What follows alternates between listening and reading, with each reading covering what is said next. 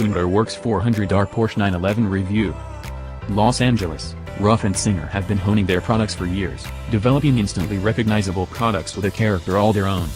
But Gunther Werks is the new kid in town, with a different vision, to create an air-cooled 911 GT3 RS with modern tech, using a Porsche 993 Carrera 2, the final iteration of the original air-cooled 911 as the starting point. An ambitious goal, and we're here in Southern California to see if Gunther Werks can deliver. The 400R looks polished from the outside, but all it takes is a corner or three to realize this thing means business. But so do Ruff and Singer, so how's the Gunther unique?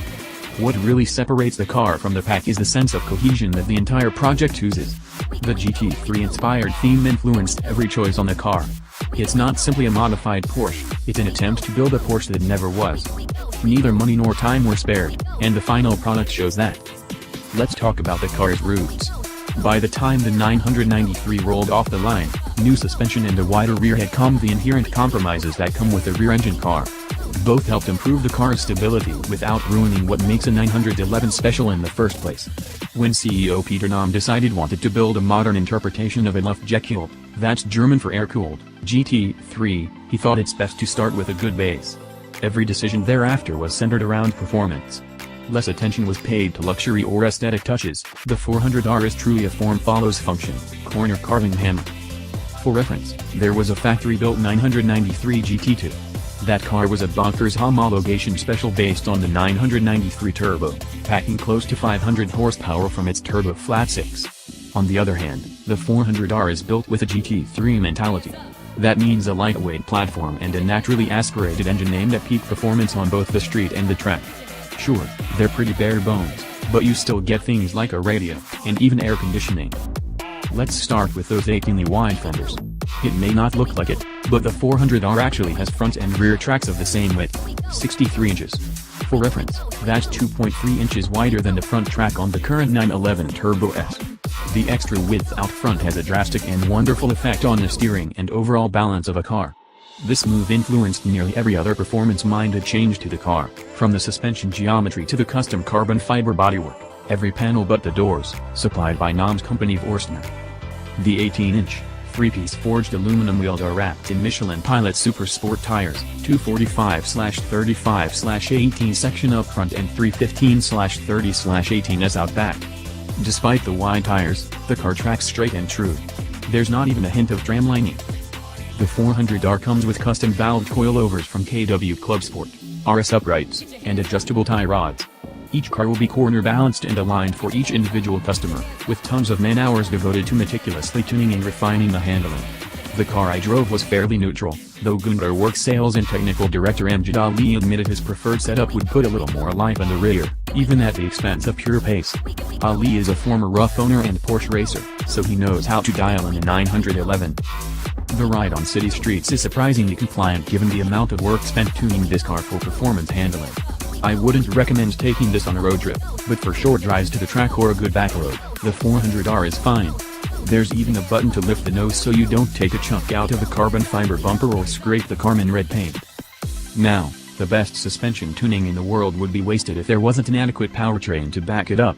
Resting under that big rear wing is a spitting, snarling, naturally aspirated 4.0-liter flat 6 was developed and built by Rothsport Racing. Rothsport is an Oregon-based Porsche tuner best known for rebuilding and modifying air-cooled 911 engines. All 431 horses are free to roam and unencumbered by things like an AC compressor or power steering pump.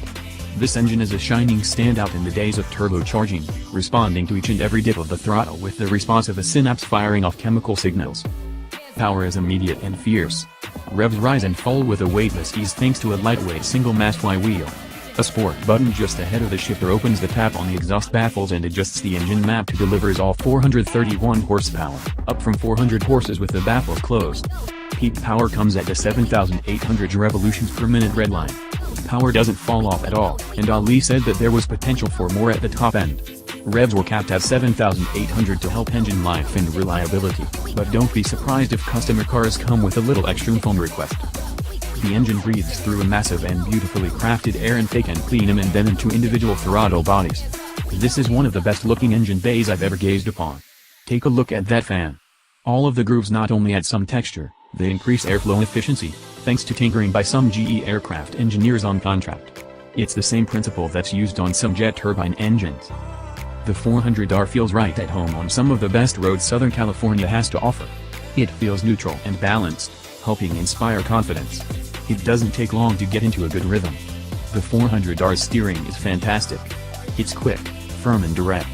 It responds well to both small and large inputs without upsetting the car. There's no hint of bump steer as the car moves and dances from bend to bend. The 400R simply goes, squatting as the weight shifts to the rear when you nail it out of a corner. Keep going, stab the brakes and repeat. There's a small amount of body roll. This isn't a back-breaking race car, but it's minimal and helps give a better sense of how close the car is to its limit.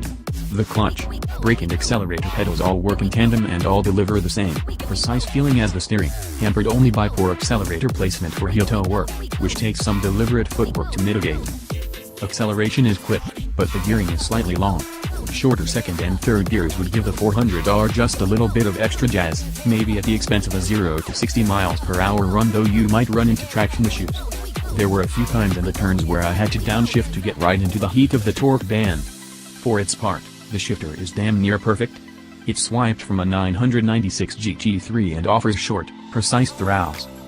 Other various parts cribbed from the 911 catalog include 997 GT3 RS exhaust and a front-mounted power steering pump copied from a 911 Cup car. The latter uses an electric motor so it won't leach power from the engine. Gunther Werks also fitted a handsome, clean interior. The comfortable fixed-back carbon fiber seats are wrapped in houndstooth and Alcantara, though an owner tired of today's Alcantara craze might swap it for the black leather found on the rest of the cabin. Gunther Werks appears to have a variety of options available. The build quality is superb. Everything looks and feels like it might have come that way from the factory. The small steering wheel is from a Porsche 930 and the gauges are large and clear, especially the bright red tack, but are partially obscured by the steering wheel. The 400R also suffers from the same haphazard switch-gear placement of any classic 911. It does get the Porsche Classic radio with a tiny navigation system, but I didn't even bother turning it on. There are other touches, like the red seat belts and carbon fiber panel in place of the rear seat that fit the GT3-inspired theme. Even the fire extinguisher looks like it was chosen as much for aesthetics as function. Now, all of this time, money and engineering doesn't come cheap.